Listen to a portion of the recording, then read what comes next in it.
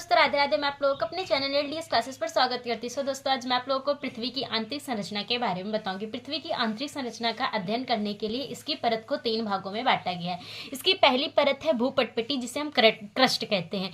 भूपटपटी की औसत मोटाई 30 किलोमीटर होती है। हिमालय क्षेत्र में क्रस्ट की मोटाई 70 किलोमीटर तक हो सकती है। मतलब कि जो भूपटपटी होती है उसकी लंबाई 30 किलोमीटर होती है, परंतु जैसे हिमालय क्षेत्र में उसकी लंबाई 70 किलोमीटर तक भी हो सकती है। भूकंपी तरंगों की गति में अंतर के आधार पर भूपटपटी को 2 भागों में विभाजित किया गया। मतलब कि इसके 2 उप भागों में भी इसे बांटा गया, जैसे कि ऊपरी क्रस्ट और निचली क्रस्ट।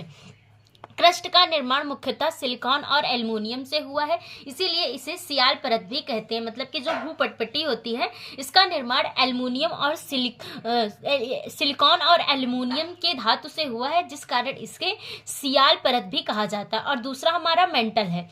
यह दूसरी परत है, यह सबसे मोटी परत है, जिसे मेंटल कहा जाता है। इसकी गहराई 2900 किलोमीटर तक पाई जाती है। क्रस्ट के निचले परत में भूकंपी तरंगों की गति में अचानक वृद्धि हो जाती है, जो चट्टानों के घनत्व में परिवर्तन को दिखाती है। मतलब कि जो मेंटल होता है उसकी भूकंपी तरंगों की गति में अचानक वृद्धि होती है, जो कि यह दर्शाता है कि चट्टानों के घनत्व में घनत्व में परिवर्तन को दिखाता है। मेंटल का निर्माण मुख्यतः सिलिकॉन और एल्युमिनियम से हुआ है, इसीलिए इसे सीमा भी कहा जाता है। मतलब दोस्तों, हमारी तीसरी परत कोर है। पृथ्वी की सबसे भीतरी परत होती है। यद्यपि अत्यधिक तापमान के कारण कोर को पिघली हुई अवस्था में रहना चाहिए, किंतु अत्यधिक दबाव के कारण बाहरी परत कोर तरल अवस्था में, जबकि आंतरिक कोर ठोस अवस्था में होती है। मतलब कि जो हमारी कोर है उसका तापमान अधिक होने के कारण इसे